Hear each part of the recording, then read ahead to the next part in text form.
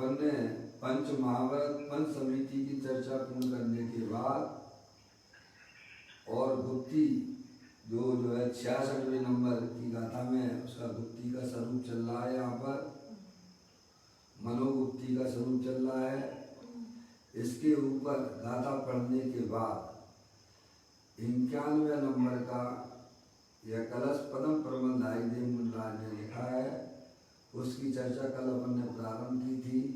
आज उसी को आगे बढ़ाते हुए प्रारंभिक पाठ करते हैं। जो परमागम कथित अर्थ का चिंतक अर जितेंद्री है, बाह्यंतर संग रहित जिन पद ध्याता को गुप्ती है। क्या कहते हैं पदम प्रमलदाई देव मुनराज, जो परमागम कथित अर्थ का चिंतक यानी जिसका मन परमागम के अर्थों के चिंतन युक्त है, यानी जिसका मन जो है निरंतर अर्यंत परमात्मा के द्वारा बताया गया जो परमागम है उसमें उसका मन जुड़ा हुआ है। समझ में आया भैया? मन कहो अथवा उसकी ज्ञान की पर्याय कहो, समझ में आए? एक ही बात है कि जिसका मन परमागम के अर्थों के चिंतन में युक्त है। और वह कैसे है? मुनराज का स्वरूप चल रहा है ना, मनोगुप्ती की बात चल रही है ना। कैसे होते हैं मुनराज? जिनका मन परमागम के अर्थों के चिंतन युक्त है, समझ यार? उनका मन जो निरंतर जो अर्यंत भगवान ने जो वस्तु स्वरूप बताया है उसमें ही वास्तव में वह अपना मन और ज्ञान की पर्याय को लगाकर रखते हैं। और वे कैसे हैं? भी जितेंद्री हैं। कैसे हैं वे मुनराज? तो कहते हैं जिसने इंद्रियों को विशेष रूप से जीता है। क्या समझ ना? इंद्रियों को जीते बिना तो कोई जितेंद्री हो ही नहीं सकता है। समझ में आया भैया? जितेंद्री जिन्होंने इंद्रियों को जीता, जिन्होंने अपनी कसायों को जीता, वे सब जितेंद्री होते हैं।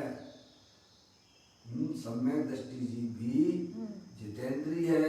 जिन है उसने भी इंद्रियों को जीता है और कसाय के ऊपर भी विजय प्राप्त की है।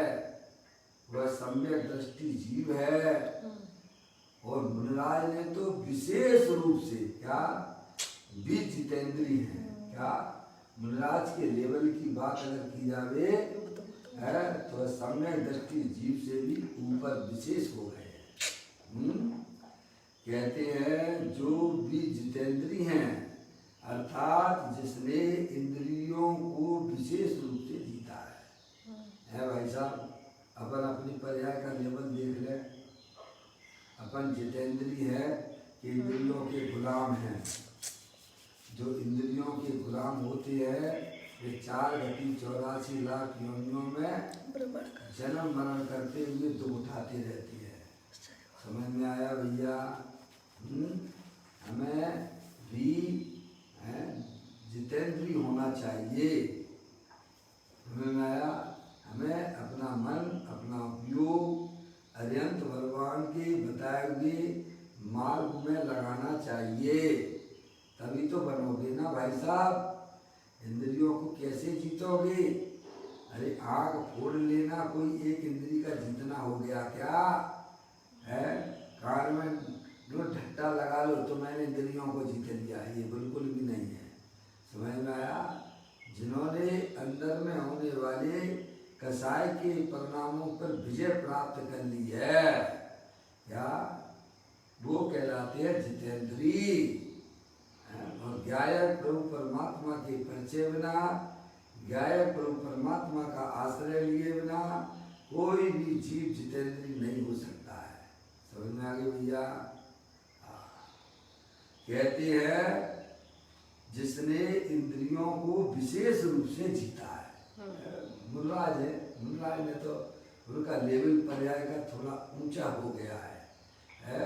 सम्यक दृष्टि और देश वृत्ति से उनकी पर्याय का लेवल विशेष रूप से हो गया है। और फिर कहते हैं जो बाह्य और अभ्यंतर संग रहित हैं। कैसी है मुनराज? बाह्य में पीछी कमंडल के अलावा कोई भी चीज अपने पास में रखते नहीं है। समझ में आया? वस्त्र पात्र आदि भी वे रखते नहीं है।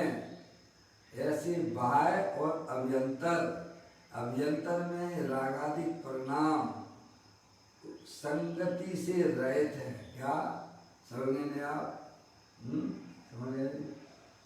अंदर में होने वाली राग की पर्याय की संगति नहीं करती है मनराज। समझ में आए? और बाहर में भी पीछी कमंडल से के अलावा कुछ अपने पास में उनको देखने को मिलेगा नहीं, इसीलिए भी संग रहित हो गए हैं। समझ में आया? देखो ये जो है पीछी कमंडल भी संग है नहीं? समझ में आप? लेकिन उसके अलावा वो कुछ नहीं रखते हैं। और अंदर में होने वाले रागादिक परिणाम वे भी संग है, समझ में आए? उससे रहित हैं। क्या कहती है? बाह्य अभ्यंतर संग रहित है। ऐसे है मुनराज। संगति उन्होंने की है तो एक महापुरुष के साथ में की है, जो त्रिलोकी नाथ है, जो अनंत शक्तियों के भंडार वाला है। ऐसे महापुरुषों के साथ हमें भी अपनी संगति करना चाहिए। संगति का रंग चढ़ता है ना। आप गंदे लोगों की संगति करोगे है तो भाई साहब पर्याय में उसी प्रकार का रंग चढ़ने लग जाता है। और अच्छे पुरुषों की संगति करोगे तो पर्याय में भी उसका रंग बदल जाता है। ऐसी बात है भाई, समझ में आया? इसीलिए हमेशा अपने ऊंचे वालों की संगति करना चाहिए। व्यवहारिक दृष्टि से ज्ञानी पुरुषों की संगति करना चाहिए। जो इस मार्ग पे चल रहे हैं, बाहर में संगति करना है तो उन महापुरुषों की करो जो इस मार्ग पे चल रहे हैं। अंदर में संगति करना है तो अपने ज्ञानी पुरुष महात्मा की संगति करना। तो मुनराज जो है बाह्य अभ्यंतर संग रहित है। अब उन्हें किसी की कोई जरूरत नहीं है। समझ में आया भैया? और वे कैसे है? जो श्री जिनेन चरण के स्मरण से संयुक्त है। समझ में आया भैया? उनका मन उनकी ज्ञान की पर्याय जिनेन देव परमात्मा के चरणों को स्पर्श करती रहती है। देखा? भले जंगल में रहते हैं लेकिन उनका मन भगवान के चरण के ऊपर स्पर्श कर रहा है। जिसने अपने गायक प्रभु परमात्मा देवन में विराजमान जिन स्वरूप घट घट अंतर जिन बसे घट घट अंतर जैन मद मदरा के पानी से मत वाला समझे नहीं। प्रत्येक आत्मा का स्वरूप जिनेन देव परमात्मा है, जिन है उसको जिसने पर्याय में स्पर्श कर लिया है वह अनंत सिद्ध परमात्मा अनंत अनंत परमात्मा को स्पर्श करता है। समझ में आया भैया? अनंत काल हो गया, पर्याय ने अपने गायक प्रभु परमात्मा को स्पर्श नहीं किया, इसीलिए बाहर में भी वह अनंत परमात्मा के चरणों को भी स्पर्श नहीं कर पाता है। तो यहाँ कहते हैं श्री जिनेन चरण के स्मरण से संयुक्त हैं। समझ में आया भैया? यानी अपने गायक प्रभु परमात्मा जो कि जिन स्वरूप है उसमें अपनी पर्याय को जोड़े हुए है। उसे सदा मुक्ति होती है। किसको होती है? जिसने अपने गायक प्रभु परमात्मा को अपनी पर्याय में बसा लिया है वह सदा काल उसको मुक्ति बरतती रहती है। ऐसे हमारे महामुनिराज हुआ करते हैं। देखिएगा ये चर्चा तो मूल में पदम प्रबंधाई देव मुनिराज ने इस कलश के माध्यम से समस्त जगत के जीवों को यहाँ बताई। अब इसी के ऊपर पूज्य गुरुदेव श्री जो अपना व्याख्यान करते हैं उसको अपने यहाँ पर प्रवचन रतन चिंतामणि के माध्यम से या उसका स्वाध्याय कर रहे हैं, उसको भी आप थोड़ा देख लेगा। पेज नंबर 180 पर है पर निकाल लीजिए जिनके पास पुस्तक है। दूसरा पैराग्राफ है, अंतरंग में जितनी वीतराग भाव की निर्विकल्प दशा प्रकट होती है उतनी ही सच्ची दिखती है। क्या भाई साहब क्या कह दिया? एक एक शब्द को आप सुनिए समझिए। कहते हैं अंतरंग में जितनी वीतराग भाव की निर्विकल्प दशा प्रकट होती है, समझ आप, अंदर में अपना गायक प्रभु परमात्मा तीनों काल वीतराग निर्विकल्प रूप से विद्यमान है, उसे आपको कहीं से लाना नहीं है। समझ में आया भैया? ज्ञानियों ने उसे अपना जाना है, उसे अपना माना है और उसमें ही अपनी पर्याय को लगाया है। तो उनकी पर्याय में भी वीतराग निर्विकल्प दशा प्रकट हो गई है। क्या भाई साहब है? कहाँ है? 2 2 4 जैसा नहीं लग रहा अपन को? क्या है भाई साहब? अजय भैया, जैन दर्शन कठिन कहाँ है? जैन दर्शन जैसा तो कोई धर्म ही नहीं है जगत में, और वे धर्म है भी नहीं है। समझ में आया भैया? है जिसमें अपनी चर्चा ना हो, है बताओ, आप सभा में बैठे हो, है और सभा में आपकी बात ना की जाए तो वह सभा किस काम की है आपके लिए? है लाखों करोड़ों लोग बैठे हों तो उसमें आपका नाम ना लिया जावे तो उस सभा का क्या महत्व होता है भाई साहब आपके लिए? है समझ में आया भैया? जिस धर्म में हमारे आत्मा की बातें ना हो वह धर्म कैसे हो सकता है? तो कहते हैं अंतरंग में जितनी वीतराग भाव की निर्विकल्प दशा प्रकट होती है, समझ आप, अंदर में शरीर और रागादिक के पार देख लो, अपना चेत निसर भगवान आत्मा निर्विकल्प वीतराग स्वरूप विद्यमान है। उसकी दृष्टि, उसकी रमणता वह पर्याय में रंग बदल देती है। क्या कहा भाई साहब? ऐसा है, कभी भी हमने इस स्वरूप को पहचाना नहीं है।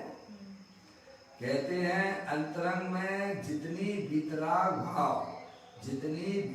भाव की निर्विकल्प दशा प्रकट होती है तो प्रकट होने वाला द्रव्य होगा कि पर्याय होगी? अरे बोलो मौसी, पर्याय होती है। त्रिकाले ध्रुव भगवान आत्मा तो तीनों काल प्रकट ही है, उसे कहते हैं द्रव्य। मैं तो 24 घंटा रहता हूँ ना भाई साहब, कब हम जानने वाले नहीं रहते? बताओ ऐसा कौन सा समय होता है?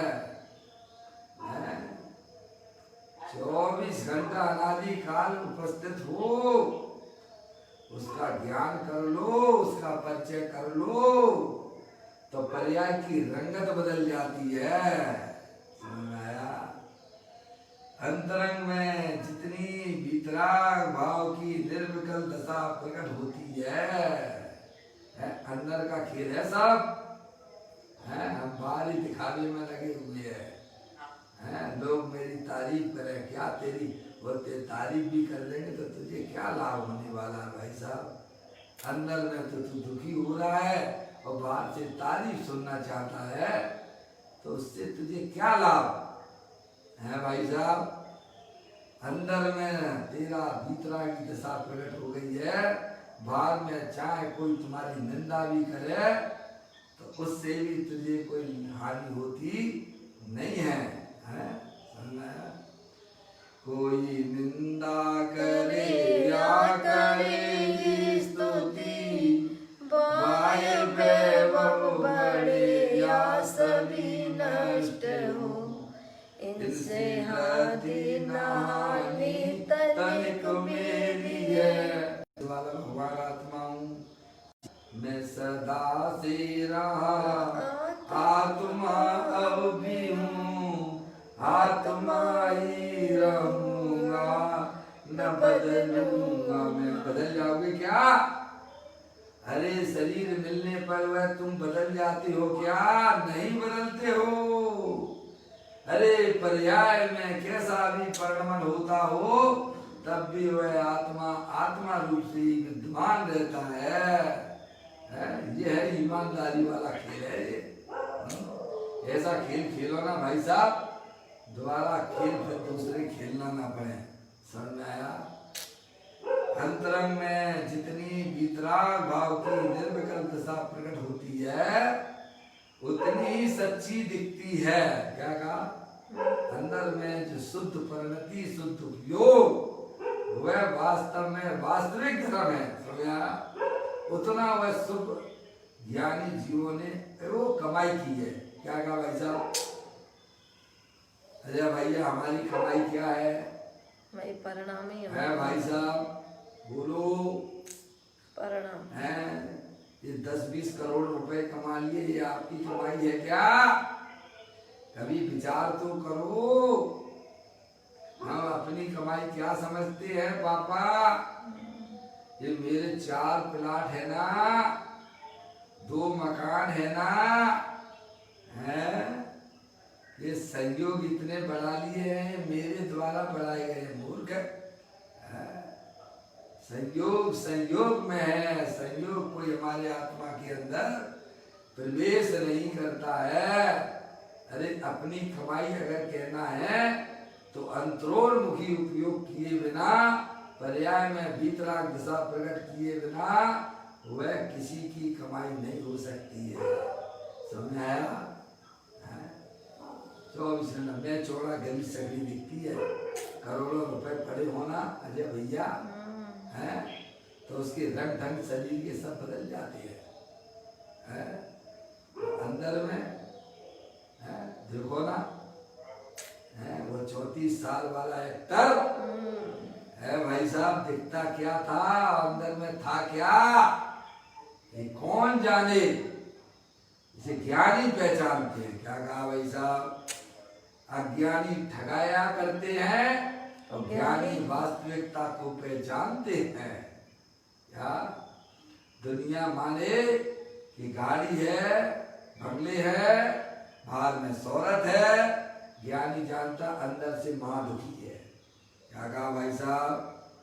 ये उसका देखना ठीक है कि गलत है?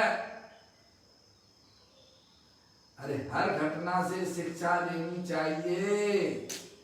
कितनी भी बाद में शोहरत दौलत इकट्ठी कर लो, लेकिन हमारे परिणामों में दुख की पर्याय अगर है तो वो तुम्हारी शोहरत और दौलत किसी काम की नहीं है।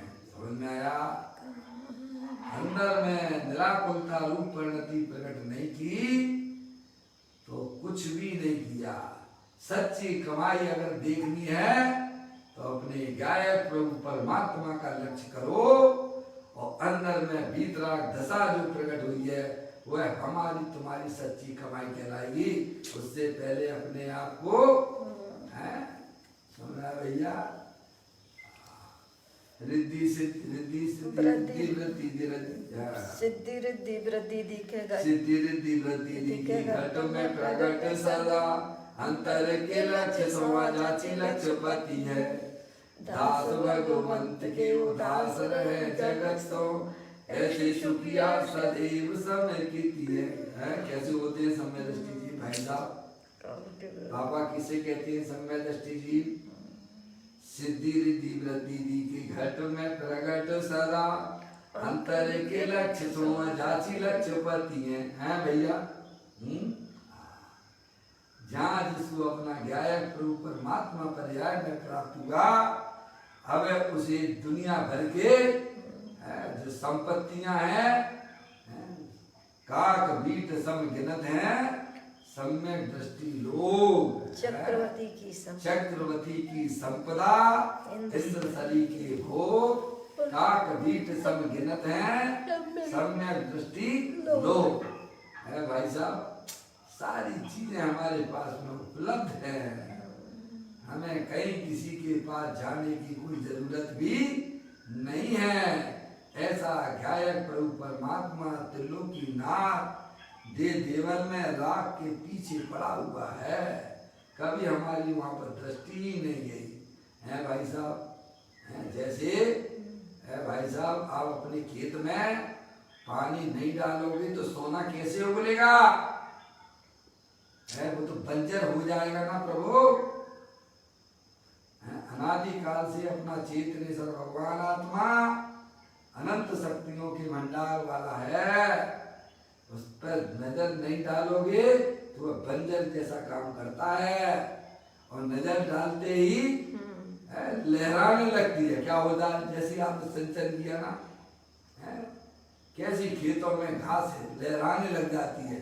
क्या भाई समझ गए आप? कैसे जो है उनका खेत जो है लहराने लगता है। ऐसे ही भाई साहब, आपने अपने दर्शन ज्ञान चारित्र वीर का उपयोग अपने गायक प्रभु परमात्मा की तरफ कर लिया तो पर्याय में जो है फसल लहराने लगती है भाई साहब। जो कमाई करोगे वही तो काटोगे ना, है क्यों? जैसा बीज डालोगे ना जय भैया, वैसा ही तो काटोगे कि नहीं काटोगे? पाप के काम करते हो तो पाप ही मिलेगा भाई साहब। समय यहाँ हर चीज का हिसाब किताब बिल्कुल बराबर व्यवस्थित होता है। माता पिता अपने बेटे को भले ही कम ज्यादा दे दे बंटवारे में, समझ में आया, लेकिन प्रकृति अपने न्याय को कभी छोड़ती नहीं है। समझ में आया भैया? यहाँ तो एक एक परिणामों का फल उस जीव को मिलता ही मिलता है। हम ना मिले तो धरती आसमान एक हो जाएंगे। समझ में आया भैया? देखिएगा, यहाँ कहते हैं अंतरंग में जितनी वितराग भाव की निर्विकल्प दिशा प्रकट होती है उतनी सच्ची दिखती है, वही वास्तविक है नहीं भैया, और वही मोक्ष का कारण है। अंदर में जो तीन चौकड़ी कसाई की अभाव पूर्वक जो मनराज ने अपनी वास्तविक कमाई की है, समझ में आया? कैसे की है? अपनी आत्मा को पहचान कर, अपनी आत्मा को अपना जानकर, उस आत्मा की साधना और आराधना के द्वारा उन्होंने अपनी पर्याय में तीन चौकड़ी कसाई के अभाव पूर्वक वितराग आनंद दशा प्रकट की है। समझ में आया भैया? और वह मुक्ति का कारण है। और जितना राग किंचित मात्र रह गया है वह मुक्ति का कारण नहीं है, वो तो संसार का कारण है। किसका है? समझ में आया भैया? मौसी संतुलन कसाय अभी मनराज की पर्याय में शेष है, पर वह तो संसार का कारण है। जो अंदर में तीन चौकड़ी कसाई के अभाव पूर्वक जो शुद्धता प्रकट की है वह वास्तव में मुक्ति का कारण है, ये बताया। देखिए, अंतरंग में जितनी वितराग भाव की निर्विकल्प दशा प्रकट होती है उतनी सच्ची दिखती है, और वही मोक्ष का कारण है। जबकि उस भूमिका में अशुभ भाव का त्याग है। मनराज है? उनकी पर्याय में अशुभ भाव तो होता ही नहीं है। क्या भाई साहब? न्यूज़पेपर पढ़ने का परिणाम कौन सा है? शुभ होगा कि अशुभ होगा? अशुभ। अरे बोलो ना। अशुभ। शुभ ही होगा। कौन कह रहा? वाह रे वाह भगवान है। कौन बोल रहा? क्यों अजय भैया है? टीवी देखना, समाचार देखना शुभ है कि अशुभ है? अगर वह शुभ होता तो मुनराज भी देखते हैं। समझ में आया? हैं? क्या न्यूज़पेपर पढ़ना अशुभ है? समझ में आया? आपको पता नहीं पड़ता है? अरे भाई साहब, भले ही भगवान के सामने भक्ति कर रहे हो, खूब बढ़िया मन लगा के करते हो, लेकिन अपने आप को मनुष्य मान के करते हो तो वहां भी तुम पाप कमा रहे हो। क्या कहा भाई साहब? नहीं आई समझ में? शरीर में एकत्व बुद्धि चल रही है तो वहां भी पाप का परिणाम है। समझ में आया? भले ही प्रभु की खूब मन लगा के भक्ति करते हो, हमको पता नहीं पड़ता है। इसीलिए न्यूज़पेपर पढ़ने का परिणाम भूख का अनुसार होता है, हम उसका निषेध नहीं करते हैं, पर जैसी वस्तु स्वरूप है वैसा तो हमें समझना पड़ेगा कि नहीं पड़ेगा? हैं? भूम का अनुसार सम्यक दृष्टि जीव हो, देशव्रती हो, उसको भी वह परिणाम आता है, पर मुनराज को आएगा क्या? हैं? अरे बोलो। मुनराज को नहीं होता है ना? सम्यक दृष्टि जीव को होता है, देशव्रती जीवों को भी हो सकता है। समझ आया? मुनराज है, नीलांजना का नृत्य देखेंगे? अरे बोलो। है? और कोई मुनि हो भाई साहब है बढ़िया, हैप्पी न्यू ईयर क्या बोलते हैं आप उसे? हैप्पी न्यू ईयर मना रहे हैं, है भैया 31st नाइट है, बोलो होगा क्या? अरे बिल्कुल नहीं होगा भाई साहब। दूसरों की पंचायतें निपटाना ये मुनराज का काम नहीं है, ये सब परलक्षी भाव है, एकांत पाप रूप परिणाम है। मुनराज का लेवल बहुत ऊंचा हो चुका है, उन्हें अब इन बातों में कोई रस भी नहीं है। समझ गए नहीं आप? ये सब पाप रूपी कार्य है। मुनराज को मंदिर बनवाने का भी परिणाम नहीं होता है। मुनराज को है भाई साहब है कोई जो है धार्मिक स्थल है बनवाने का विकल्प भी नहीं होता है, क्योंकि वे सब कैसे है? पुण्य रूप है कि पाप रूप है? पाप रूप है सब। देखो, मुनराज अगर जो है मंदिर बनवाने का आदेश उपदेश देते हैं तो वह पाप का परिणाम है, और श्रावक अगर वह कार्य करता है तो वह पुण्य का कार्य है। क्या कह दिया भाई साहब? हैं? अजय भैया, मुनराज अगर ये जो है जिन्हें देव परमात्मा का मंदिर बनवाने का आदेश देते हैं तो वह उनके लिए पाप का परिणाम है, और गृहस्थ अगर उसमें कार्य करता है तो वह उसका पुण्य का काम है। भूमिका के अनुसार सारी व्यवस्थाएं बदल जाती हैं। पहले वह मुनराज गृहस्थ अवस्था में माता पिता के पैर छूता था, अब वह मुनि हो गया है तो अभी छुएगा क्या? है भाई साहब, क्या हो गया? नहीं छुएगा। अरे बोलो, अब पैर कौन किसके छुएगा? भले ही 12 साल का बालक है, घर में रहता था, पहले माता पिता के पैर छूता था, अब वह मुनि हो गया है तो अब भी क्या वह माता पिता के पैर छुएगा क्या? उसके माता पिता जो है ना वे उसके पैर छुएंगे। समझ में आया भैया?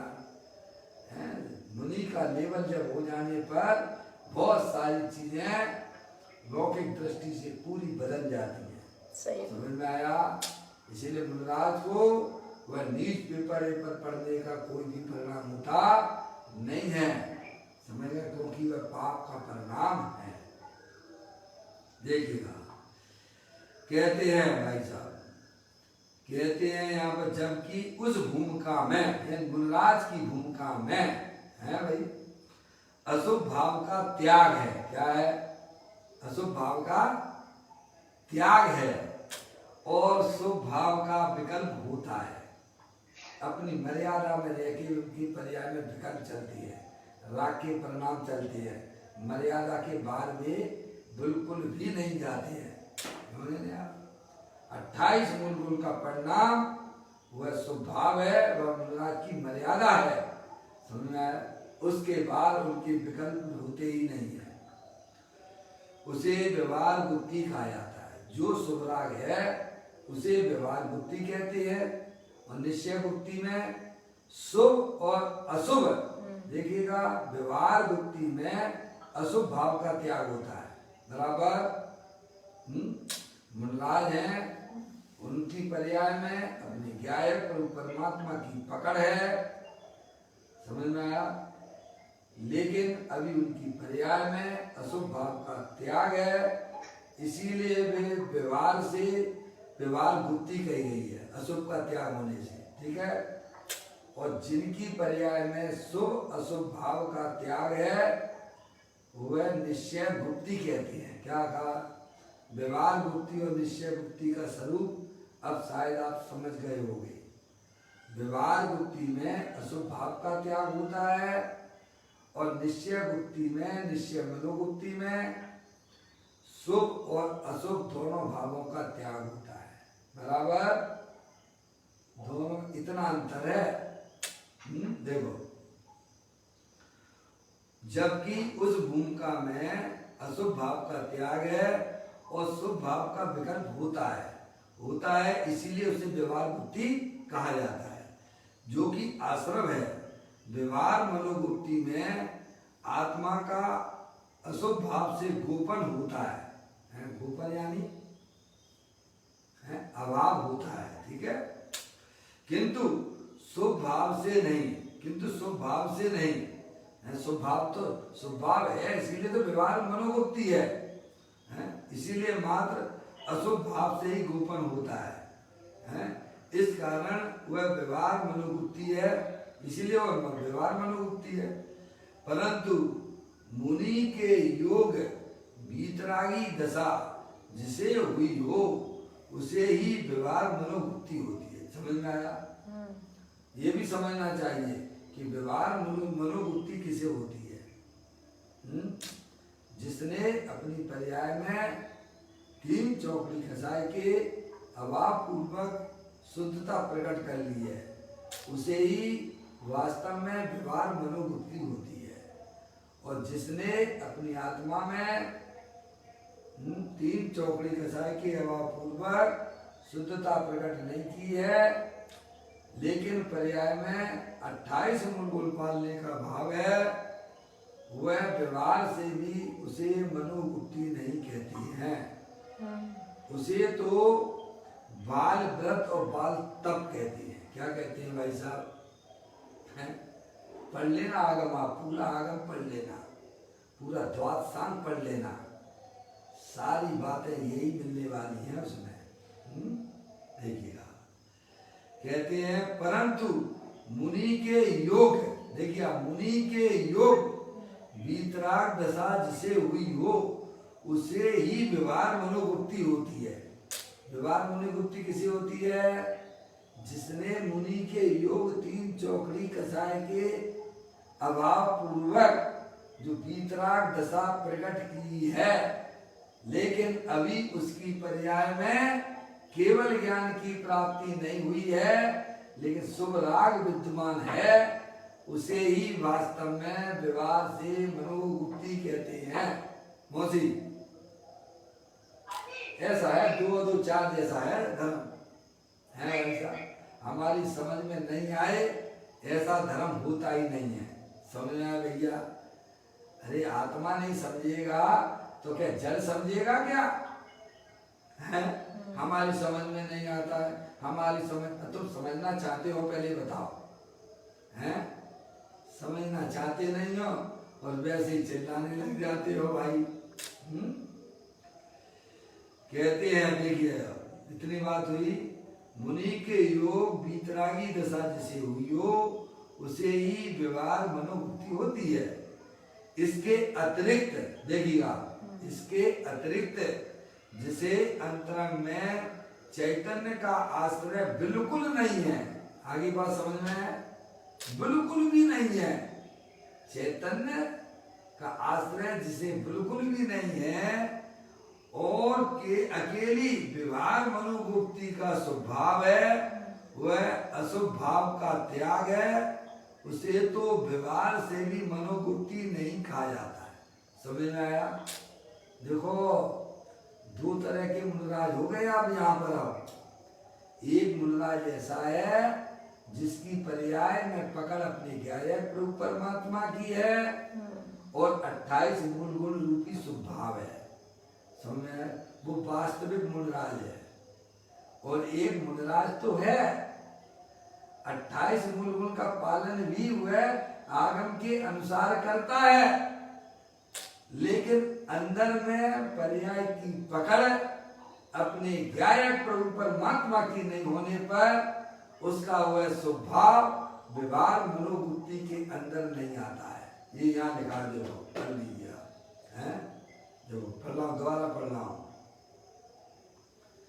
कहते हैं, इसके अतिरिक्त जिसे अंतरंग में चैतन्य का आश्रय बिल्कुल नहीं है। समझ में आया नहीं? आश्रय लेने वाली कौन है भाई साहब? वर्तमान ज्ञान की पर्याय। आश्रय कौन लेता है? वर्तमान ज्ञान की पर्याय लेती है, पर्याय पकड़ करती है। अभी हमारी पकड़ किसकी है? अभी हमारी पकड़ जो है शरीर की है। शरीर से संबंधित जितने भी चेतन अचेतन पदार्थ की है। अजय भैया बढ़िया सी 4 व्हीलर अगर लेके आ जाए है भाई साहब, अगर कोई उस पे थोड़ा टिक के भी खड़ा हो जाए तो आपको बड़ा आनंद लगता होगा, हैं? क्यों भाई साहब? कसाई के अनुरूप कार्य कर रहा है तो कहाँ से आनंद है? क्या कहा? समय है भैया, उसको थोड़ा छेड़ा खानी करो तो उसको कितनी तकलीफ होती है, क्योंकि उस पर्याय की पकड़ उस कार के अंदर है। क्या कहा? वो करे वो जो है वो उस जो गाड़ी को वह ऐसा नहीं मानता है कि भाई साहब वह परद्रव्य है। वो कैसा मानता है? यही हमारी आत्मा है। क्या मानता है भैया? आपको मालूम नहीं पड़ता है। जिन चीजों में हमारी पकड़ बनी हुई है बाहर की पदार्थों की, वह उसे पर पदार्थ नहीं मानता है, वह तो अपनी आत्मा मानता है। क्या मानता है भाई साहब? नहीं आई समझ में है? घर में है भाई साहब, आपका बेटा है बेटी है, उसका मरण हो जाता है ना, तो वह बेटा बेटी जानता होगा। एक माँ का बेटा मर गया तो वो कहती है, अरे भगवान तुम मुझे ही उठा लेते, हैं? समझे, धरती खिसक जाती है। अरे देखो उस एक्टर का देखिएगा, उसके पिता के ऊपर क्या बीतती होगी, है भाई साहब? परद्रव्य जानता होगा। क्यों? अरे वो उसकी जान था। क्या था? अरे क्या था? है? जान अपनी आत्मा मानता है वो। परद्रव्यों से प्रेम करने वाला जीव उसे आत्मा रूप से स्वीकार करता है। ऐसी कोई बात है? कितने पदार्थों में वो अपने आत्मा रूप से स्वीकार करता है। अज्ञानी जीव, यहाँ हमें ज्ञानी लोग समझाते हैं, इसके अतिरिक्त जिसे अंतरंग में चैतन्य का आश्रय बिल्कुल नहीं है और अकेली व्यवहार मनोवृत्ति का स्वभाव है, अर्थात अशुभ भाव का त्याग है। समझ आओ, अंदर में चैतन्य की पकड़ नहीं है, 28 गुण का परिणाम है, स्वभाव है, लेकिन उसमें भी अशुभ भाव नहीं है। समझ में आया भैया? उसे तो व्यवहार से भी मनोगुप्ती नहीं कही जाती है। क्या कह रहे हैं? इतनी मेहनत करी माने है क्यों है भैया? 28 मूल का मनराज पालन करते हैं, लेकिन उन्होंने अपनी आत्मा की दृष्टि नहीं की, तो उन्होंने बहुत मेहनत की कि नहीं की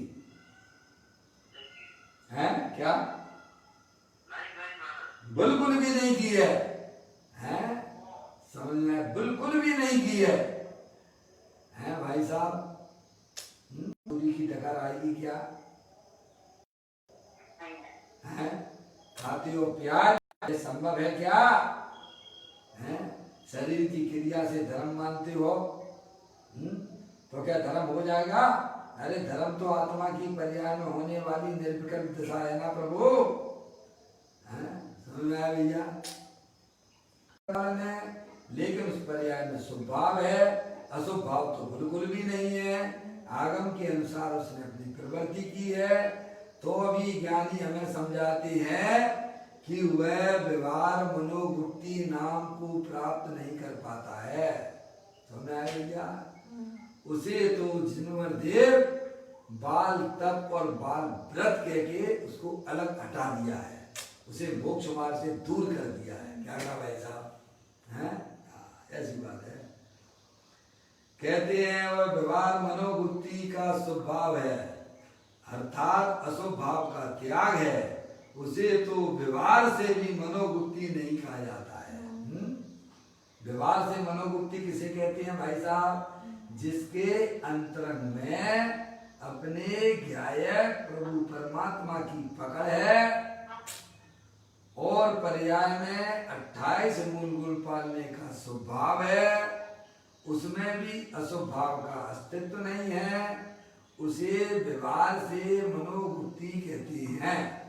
बराबर भाई? अद्भुत बात है, यह तो वीतराग का मार्ग है। आहा, आत्मा स्वयं वीतराग भाव स्वरूप ही है। क्या आत्मा का स्वभाव कैसा है? वीतराग। अरे मिश्री का स्वभाव कैसा है? नमक का स्वभाव कैसा है? तो आत्मा भी वस्तु है कि नहीं है तो उसका स्वभाव कैसा होगा? आनंद स्वरूप, आनंद स्वरूप, आनंद स्वरूप है भाई साहब। मिश्री मीठी है और आप खाओगे तो उसका स्वाद कैसा आएगा? मीठा ही आएगा, मीठा आएगा ना। और आत्मा का सेवन करे और पर्याय में आनंद ना आए, यह क्या संभव है? क्या नहीं। हम कहते जरूर है भाई साहब, अगर आत्मा आनंद स्वरूप है तो पर्याय में आ गया क्या? अरे जब तक तुम सेवन नहीं करोगे तब तक मीठे का भी स्वाद नहीं, आत्मा का स्वाद तुम्हारी पर्याय में इंद्रिय आनंद कैसे आ जाएगा? सेवन ही नहीं कर रहा है। क्या भाई साहब? सेवन करो, सबके पल्ले लाल लाल बिना कोई नहीं, और गांठ खोल देखी नहीं ताते भयो कंगाल। है? अपने आत्मा को पहचानो, अपने आत्मा को अपना जानो, और आत्मा का लक्ष्य करोगे तो पर्याय की रंगत बदल जाती है, दुख की पर्याय दूर भाग जाती है भाई। अपना भगवान आत्मा, आत्मा स्वयं वीतराग स्वरूप भी है, जिसमें राग रूपी दुख की पर्याय का भी जिसमें लवलेश मात्र नहीं है। समझ आया भैया? अर्थात वीतराग स्वरूप आत्मा ही है। अतः वीतराग के मार्ग द्वारा अंतर में आत्मा ने जाना यह कोई अलौकिक दशा है। कैसी है? जिसका कभी हमने टेस्ट नहीं लिया है। अनादिकाल से हमारी पर्याय ने मोहानुभूति, रागानुभूति, द्वेषानुभूति के उसमें चक्कर में पड़ी हुई है, उसको वहां से फ्री करो। है भाई साहब? वीतराग अनुभूतियों है, नई नई अनुभूतियां होती हैं मोक्ष मार्ग में। है भैया? आपको भी नया नया भोजन करने की इच्छा होती है ना, डेली डेली। मौसी रोजीना का कोई का भोजन बनाओ तो अच्छा लगता है क्या? नया नया भोजन करने की इच्छा होती है कि नहीं होती है? ऐसे ही ज्ञानियों को भी नया नया अतीन्द्रिय आनंद लेने की इच्छा अंदर में चलती रहती है, निर्विकल्प रूप से चलती है। समझ में आया भैया? भाषा नहीं खाते हैं ज्ञानी, नया नया नया नया वितराग अनुभूति किया करते हैं। अब देखिएगा, ये अलौकिक आश्चर्य वाली बात है। देख अब कहते हैं, दशा को पलटने के लिए दिशा पलटनी चाहिए। किसको? दशा। दशा यानी पर्याय, अवस्था। दशा यानी पर्याय। समझ में आया? दशा को पलटने के लिए दिशा पलटनी चाहिए, पलटानी चाहिए। क्या पलटानी चाहिए? देखो चाहिए शब्द दिया है ना, ये चाहिए शब्द पुरुषार्थवाचक नहीं है क्या? अगर हमें अपनी पर्याय में होने वाले मोरादेश रूपी जो दुख की पर्याय चल रही है उसको आप भगाना चाहते हो कि नहीं? भगाना चाहते हैं ना, क्योंकि वो दुख स्वरूप है। हैं? देखो भाई साहब, जैसे कोई महिला पुत्र को तो चाहती है, किसको चाहती है? अरे बोलो, पुत्र को चाहती है, लेकिन अपने पति से दूरी रखे। क्या करे? अरे बोलो, महिला है, पुत्र को तो चाहती है, लेकिन अपने पति से दूरी रखती है, तो उसे पुत्र की प्राप्ति हो जाएगी क्या? है? बोलो। है? ऐसे ही पर्याय जो है ना, है भाई साहब, रत्नात्रय रूपी पर्याय तो से चाहिए। शुभ रूप पर्याय चाहिए। क्या कहा? पर्याय है भैया, पर्याय रूपी स्त्री है, अपने रत्नात्रय रूपी सम्य दर्शन ज्ञान चारित्र रूपी पुत्र को तो उसे चाहिए, लेकिन अपने परम पिता परमात्मा आत्मा जो उसका पति है उससे दूरी करके क्या उसे पर्याय में रत्नात्रय मिल सकता है क्या? नहीं मिल सकता। बताइए कैसे संभव है? अगर हमें सुख चाहिए तो अंदर जो सुख स्वरूपी भगवान आत्मा तीनों का विद्वान है उसकी संगति करो, उससे मिलान करो, उसे स्पर्श करो भाई साहब। उस आत्मा पर्याय और आत्मा की जब तक दूरी हमारी बनी रहेगी तब तक रत्नात्रय रूपी सुख की पर्याय कभी प्राप्त होने वाली नहीं है। तो यहाँ हमें समझाती है, दशा को पलटने के लिए दिशा पलटानी चाहिए। क्या करना चाहिए? अनादिकाल से हम पंच इंद्रिय के विषयों से सुख मानते चले आ रहे हैं। ज्ञानी हमें समझाते हैं कि तेरा सुख पंच इंद्रिय के विषयों में बिल्कुल भी रंच मात्र भी नहीं है। समझ में आया? तू वहां से अपनी पर्याय को सम्यक भेद ज्ञान के द्वारा पलट ले, है तो पर्याय की दशा भी बदल जाएगी। क्या हो जाएगी? जो दुख रूप पर्याय चल रही थी वह पर्याय बदल के सुख रूप अत्यंत आनंद रूप परिणित हो जाएगी। क्या कहा भाई साहब? ये कह रहे हैं, दशा को पलटने के लिए हम निरंतर दशा को पलटते हैं कि नहीं पलटते हैं? बोलो। निरंतर पंचेंद्रिय के विषयों से दशा को पलटना चाहते हैं कि नहीं पलटना चाहते हैं? कोई दिशा नहीं पलट रहा तो कैसे दशा पलटे? कभी स्पर्श इंद्रिय से सुख मिल जाए, रसना इंद्रिय से सुख मिल जाए, मोबाइल से सुख मिल जाए, बढ़िया बढ़िया गाना सुन लो उससे सुख मिल जाए। भाई साहब, दशा को तो पलटना चाहता है पर अपनी पर्याय की दिशा नहीं बदलता है, इसीलिए वहाँ कुछ बदलाव होता नहीं है। अगर दशा को बदलना है तो अपनी पर्याय की दिशा को बदल दीजिए। क्या ये कहा यार? समझ में आया भैया? दशा को पलटने के लिए दिशा पलटाना चाहिए, ये पुरुषार्थवाचक है। क्या कहा भाई साहब? अब ये पुरुषार्थ नहीं देखता है। देखो आप भजन में बोलते हो कि नहीं बोलते हो,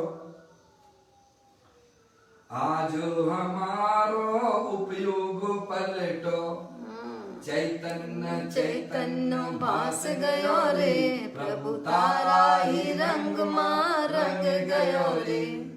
आज हमारो उपयोग पलटो। उपयोग के पलटने पर है, समझ में आया? तो अंदर चैतन्य चैतन्य चैतन्य चैतन्य अनंत सिद्ध परमात्मा के दर्शन हो जाते हैं भाई साहब। तारा ही रंग में रंग गयो, चैतन्य चैतन्य भास गयो रे, प्रभु तारा ही रंग में रंग गयो रे। इसीलिए ज्ञानी कहते हैं बुद्धि पूर्वक अगर हमें पर्याय में होने वाले दुख को दूर करना है तो अपनी पर्याय की दिशा को बदलो। पढ़ना शब्द दिया ना, देखिए दिशा को पलटने के लिए दिशा पलटानी चाहिए, तो पुरुषार्थ वाचक है। दुकान खुल नहीं जाती है क्या भाई साहब? हाँ, तो बुद्धिपूर्वक आप उपाय करते हो कि नहीं करते हो? हैं? अरे खाना भी बनाते हो तो बुद्धिपूर्वक करते हो कि नहीं करते हो? बोलो। फिर यहाँ धर्म के नाम पे हो जाएगा हो जाएगा हो जाएगा। दशा सम्यक करना है तो उसकी दिशा पलट देनी चाहिए। समझ में आया? तात्पर्य है कि पर्याय राग और निमित्त की एक पने की बुद्धि को पलटकर, हमारी पर्याय जो ज्ञान की पर्याय है ना, वह कहाँ लगी हुई है? पर्याय में अपनापन स्थापित किए हुए है। रागादि परिणामों को अच्छा मानकर बाहर में परिवर्तन कर रही है और निमित्तों के ऊपर चेटी हुई है, भगवान भरोसे पड़ी हुई है। हे भगवान हमारा कल्याण कर देना। क्या भाई साहब है? तो कहते हैं यदि सम्यक करना है पर्याय, सम्यक दिशा प्रकट करनी है तो उसकी दिशा पलट देनी चाहिए। तात्पर्य यह है कि पर्याय राग और निमित्त की एक पने की बुद्धि को पलटकर, क्या कहा? एकत्वपना जो हमारा अभी कहाँ चल रहा है, हमारा एकत्वपना या तो निमित्तों में चल रहा है या फिर जो है राग की रुचि लेके बाहर परिवर्तन कर रहा है या फिर पर्याय के पलटने में ही अपनी जिंदगी समझ रहा है। तो ज्ञानी कहते हैं वहां से अपने ज्ञान की पर्याय को वहां से उठा लो और अंदर जो स्थायी तत्व चेतनेश्वर भगवान आत्मा है उसके ऊपर लगा दोगे तो भाई साहब पर्याय की दशा बदल जाएगी। है? ये तो करना पड़ेगा। पर्याय राग और निमित्त की एक पने की बुद्धि को पलटकर त्रिकाली गायक की एक और बुद्धि करना। कहाँ? सारा उपयोग उठा के अपने गायक प्रभु परमात्मा के ऊपर लगा दो। हैं? जैसे अपना अजय भाई पढ़ते हैं ना, हैं? वो जो है फिजिक्स की क्लास जब 10th 11th में थे ना, हैं? उस समय प्रैक्टिकल देते थे ना, हैं? तो उसमें एक जो है अपन को प्रैक्टिकल दिया जाता था, हैं? एक कांच देते थे, उस कांच जो उसकी सारी किरणें पूरी एकाग्र होकर पीछे जो कागज लगा हुआ है उसे जलाते थे। अजय भाई ध्यान है कि नहीं है? मैंने तो पढ़ा है ना फिजिक्स, है भाई साहब। वो कौन सा लेंस कहलाता है आपका? कांच का टुकड़ा, बिल्लोई गिलास, समझिए? बिल्लोई गिलास में जो है ना, बिल्लोई गिलास में पीछे आप कागज लगा दो, हैं?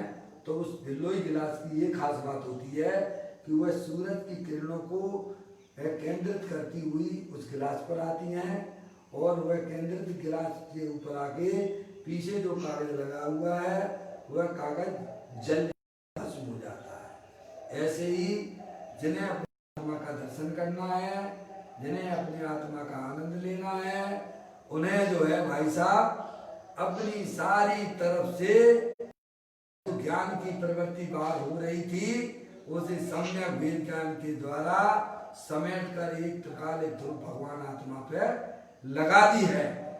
तो अंदर में जो शक्तियां थी वो पर्याय में व्यक्त हो जाती है। ये करना पड़ेगा भाई साहब, समझ में आया? तो सम्यक दर्शन की प्राप्ति होती है।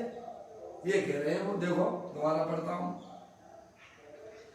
कहते हैं पर्याय राग और निमित्त की एक पने की बुद्धि को पलटकर त्रिकाली ज्ञायक की ओर बुद्धि करना।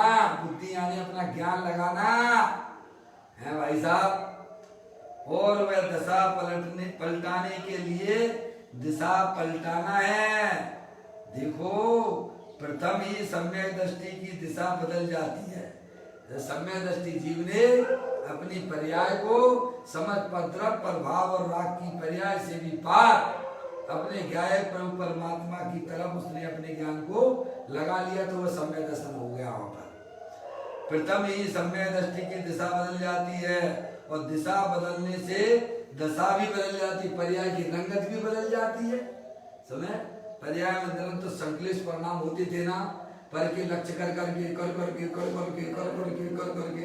हैं दुखी होता था ना, तो वह पर्याय की रंगत भी बदल जाती है। पर्याय में अतीन्द्रिय आनंद आ जाता है। कहते हैं दिशा बदलने से दशा भी बदल जाती है। अज्ञानी की दृष्टि कहाँ लगी है? पर्याय राग और निमित्त पर होती है, परंतु धर्मी की दृष्टि पर्याय राग और निमित्त पर नहीं होती। उसकी दृष्टि तो त्रिकाली द्रव्य स्वभाव पर होती है। पर्याय में पकड़ किसकी है? पर्याय में पकड़ निमित्त पर द्रव्य की है क्या? पर्याय में पकड़ के राग की है क्या? पर्याय में पकड़ के पर्याय की है क्या? पर्याय में पकड़ अपने त्रिकालिक ध्रुव भगवान आत्मा की है। जो शक्तियां सिद्ध की परमात्मा के पास में है, वही शक्ति हमारे पास में भी है, तो वह उसी की पकड़ वह सम्यक दृष्टि करता है, तो उसकी पर्याय की रंगत भी बदल जाती है। उसकी दृष्टि तो त्रिकाली द्रव्य स्वभाव पर होती है। इस कारण दिशा बदलते ही दशा भी बदल गई है। क्या कहा भाई साहब? अब ये एक करने में आपको कितने रुपया पैसा चाहिए तो जो पर्याय की जो है भाई साहब हालत बदल जाए आपकी? ये बताओ। दुख रूपी पर्याय को बदलने के लिए कितने कितने कितने संयोग चाहिए तो वो बदलेगी? बोलो भैया। हैं? कुछ भी जरूरत नहीं है बाहर के कोई भी पदार्थों की, कोई जरूरत नहीं है। समझ में आया भैया? उसको तो एक साइड में रख दो। पर्याय की अगर रंगत बदलना है, पर्याय के दुख को अगर बदलना है, तो तुम्हारे पास में वो कला पड़ी हुई है जिसे हमें आप सबको उपयोग करना चाहिए। क्या? अपने गायक प्रभु परमात्मा की तरफ ले जाने का हमारा प्रयत्न होना चाहिए। है तो पर्याय की रंगत दशा बदल जाती है। जो दुख रूप पर्याय थी, भाई साहब मैं कहता हूँ आपके घर में खूब अंधेरा है, अंधेरा है। अरे तो अंधेरा भगाने के लिए क्या करना? भले ही आपके घर में पूरा लाइट का कनेक्शन हो, लेकिन अगर वायर को आपने जो है वो बाहर हाई टेंशन लाइट से नहीं जोड़ा तो वो पूरे घर में अंधेरा रहेगा। उसे अगर जो है उजाला चाहिए तो उस वायर को हाई टेंशन इलेक्ट्रिक का जो गया हुआ है उस पे आप जुड़ान कर दीजिए, फिर वह आपकी मकान के अंदर अंधेरा रह सकता नहीं है। ज्ञानी यही उपाय करता है। पर्याय में होने वाले दुखों को मेटने के लिए वह संयोगी भाव और पर्याय के ऊपर से उसने दृष्टि हटा ली है। एकमात्र अपने ज्ञायक प्रभु परमात्मा जो देवल में विराजमान है उसके ऊपर उसने लगा ली है, तो पर्याय की दशा भी है, उसकी रंगत बदल जाती है। क्या कहते हैं भाई साहब? देखो इस कारण दिशा बदलते ही दशा भी बदल गई है और सम्यक दर्शन ज्ञान चालित उत्पन्न हो गए हैं। उसमें जो दुख की पर्याय थी वह ज्ञायक प्रभु परमात्मा की तरफ दृष्टि देने पर, उसे अपना जानने पर, उसमें मग्न रहने पर पर्याय में सम्यक दर्शन ज्ञान चालित उत्पन्न हुए। देखो ऐसी बात है। इस प्रकार से यह चर्चा समय के हिसाब से आज अपन यहीं पर आ पाए हैं। कल पुनः अपन इसको आगे बढ़ाएंगे। अभी अपना समय हो गया। निज निधि निज में बताई ये अनंत अनंत उपकार है उसके लिए जिन वाणी माँ को वंदना सतवार है वंदना सतवार है। नौ का मन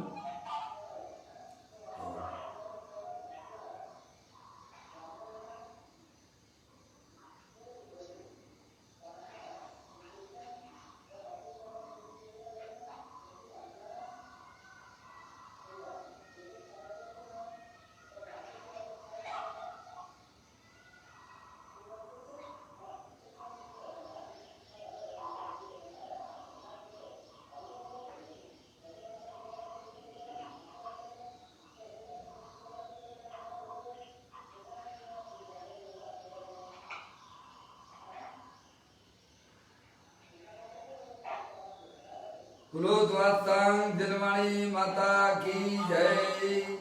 महान जय धर्म की जय। सभी साधर्मी आत्मार्थी बंधुओं को सादर जय जनेन्द्र। जय जनेन्द्र जय जनेन्द्र जय जनेन्द्र।